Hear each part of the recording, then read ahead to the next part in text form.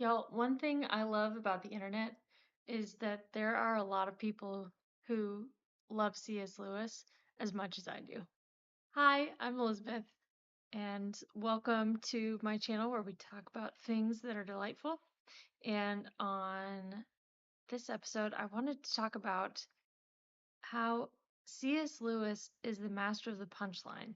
I feel like I don't hear anyone talk about this with his work, but I notice, especially with his short stories and with his poems, his punchlines can be brutal. I mean, I don't know if you've read The Shoddy Lands or Ministering Angels, both of which are in his collected work called Of Other Worlds.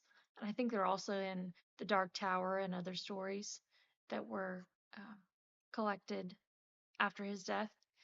But I was looking at this poem called Dungeon Grates from Spirits in Bondage, which was his first published work in 1919.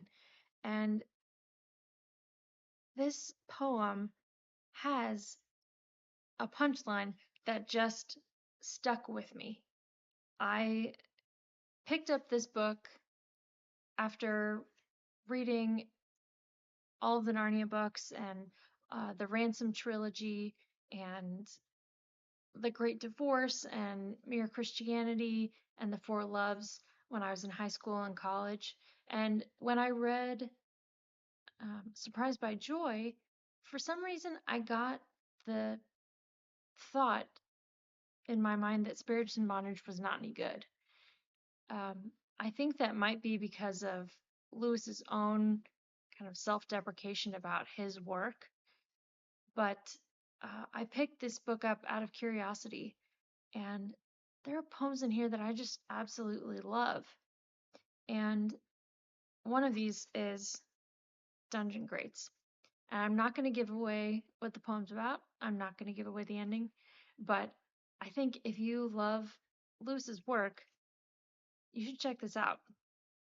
One other reason this poem, Dungeon Grates, is very interesting to me, and I think will be interesting to other fans of C.S. Lewis's work, whether you really like his novels or his nonfiction or his short stories, if you're not as familiar with his poetry, is uh, this poem, even though it was written in 1919 or published in 1919, might have been written several years before that, it has an idea that pervades his work, the idea of joy, what he will come to call joy, that you can see very clearly. If you know him, if you know his work, you can recognize, oh, he's talking about joy in this poem.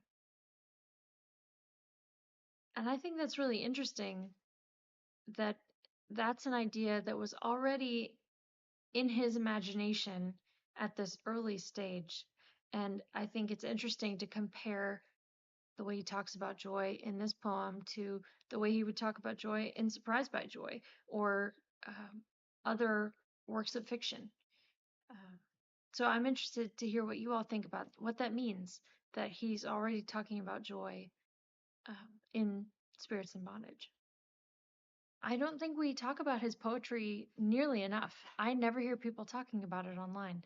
And that's what I'd like to do because I think there are some hidden gems in here that uh, are just fun to read, but also um, gives more insight into his mind, his imagination, and there are things that we can profit from too.